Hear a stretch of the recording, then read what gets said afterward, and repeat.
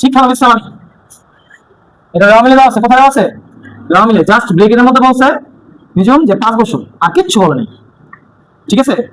অথবা ধরো ব্রেকেট না বললো, ধরো এখানে 2000 টাকা দেওয়া আছে, আর এটা রামিল না, সমন্বয়ের মধ্যে ছোঁয়া দেওয়া আছে যে শিক্ষানবিশ সালামি 5 বছরের জন্য, আমাদের ধরো বলে দিছি শিক্ষানবিশ সালামি, ওখানে বলতে পারে এভাবে, সমন্বয় বলতে পারে,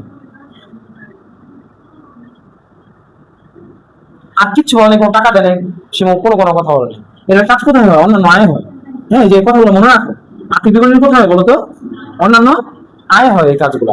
এই ক্ষেত্রে কি করবা তোমরা? শিক্ষানবিশ সালামি আগে ফার্স্ট লিখবা, সংক্ষেপে লিখলাম আমি শিক্ষানবিশ সালামি, কত আছে এইবার, ঠিক আছে। আচ্ছা, এবার রাফে আসো, আমার ক্যালকুলেটারের মধ্যে আসো, 2000 টাকা ক্যালকুলেটারের মধ্যে তুলবা। শিক্ষানবিশ সালামি কয় বছরের জন্য? 5 বছরের জন্য। অঙ্ক কয় বছরের জন্য? অঙ্ক কিন্তু 1 বছরের, 12 বছরের অঙ্ক হচ্ছে 1 বছরের, তাহলে এখন দিয়ে দিচ্ছি আমি কয় বছরের? 5 বছরের জন্য। মানে বিষয়টা আছে শিক্ষানবিশ সালামি কি বলতো? কোনো কিছু শিখে টাকা ইনকাম করা, যেমন তোমাদের কাছে আমরা যে টাকাটা নিচ্ছি এটা শিক্ষানবিশ সালামি। যাই হোক, তো আমাদের 1 বছরের অঙ্ক টাকা দিয়ে দিচ্ছি কয় বছরে? অতিরিক্ত দিলাম কত? তাহলে অতিরিক্ত গুণ, আর যত বছর বলা না করে ভাগ। এখন এখানে 50 বছর দিয়ে দিত, তাহলে কি করতাম? ছোঁয়া 49 গুণ 50 দিয়ে ভাগ।